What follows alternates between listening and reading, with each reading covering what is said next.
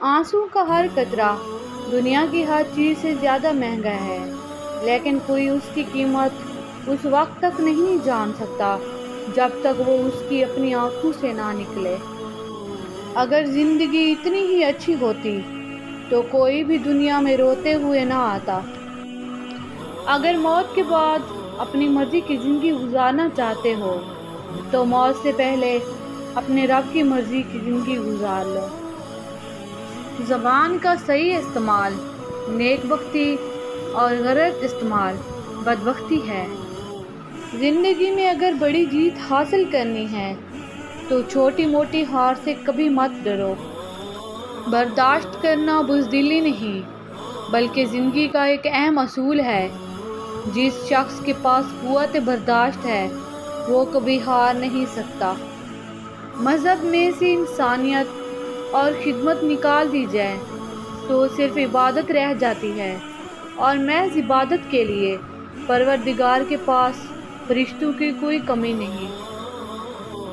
جہاں پانی دیکھو وہاں سبزہ ہوگا، اسی طرح جہاں آنسو ہوں گے وہی رحمت ہوگی۔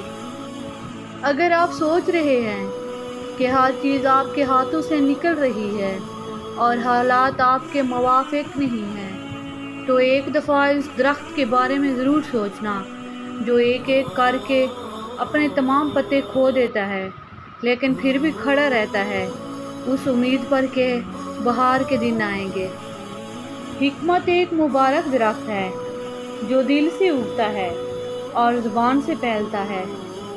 آپ کی آنکھیں اکثر وہی لوگ کھولتے ہیں جن پر آپ آنکھیں بند کر کے بھروسہ کرتے ہیں۔ وقت بہت کچھ دے جاتا ہے، اچھی بری باتیں، بہت بڑے اور گہرے زخم بھی دے جاتا ہے، اس لیے تو گھڑی میں پھول نہیں بلکہ کانٹے ہوتے ہیں۔ دوسروں کو گرانے کے چکر میں لوگ آخر کار خود ہی گر جاتے ہیں لیکن سبق پھر بھی حاصل نہیں کرتے۔ زندگی اتنی مصروف بنا لو کہ دوسروں کے عیب دیکھنے کا وقت ہی نہ ملے۔ کوئی آئینہ انسان کی اتنی اچھی تصویر نہیں دکھا سکتا جتنی اس کی گفتگو۔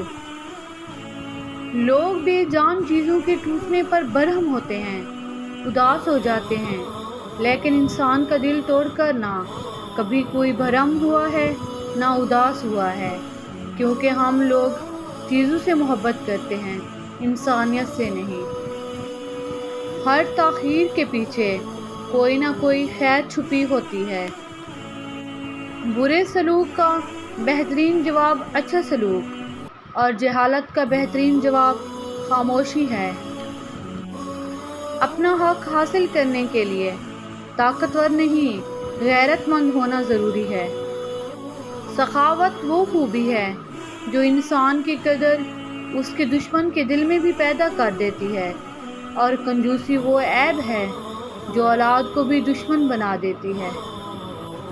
جب ٹھوکر کھا کر بھی نہ گرو تو سمجھ لو دعا نے تھام لیا ہے۔ محبت اللہ سے ہو تو مزہ دیتی ہے، نہ خوف ہے جدائی کا نہ خطرہ ہے بے وفائی کا۔ کسی کی نرمی کو اس کی کمزوری نہ سمجھو، اگر وہ سر جھکا کر چلتا ہے تو صرف خدا کے خوف سے۔ جب شوہر اپنی روٹھی بیوی کو پیار سے مناتا ہے تو اللہ پاک کو اس کی یہ ادا بہت پسند آتی ہے۔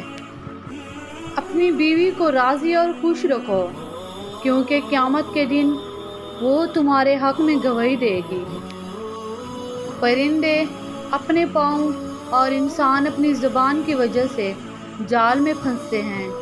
گفتگو میں نرمی اختیار کرو، لہجوں کا اثر الفاظ سے زیادہ ہوتا ہے۔ اللہ سے ہمیشہ وہ طلب کیا کرو جو تمہارے حق میں بہتر ہو، نہ کہ وہ جو تم چاہتے ہو۔ ہو سکتا ہے تمہاری چاہت بہت کم ہو اور تمہارا حق بہت زیادہ ہو۔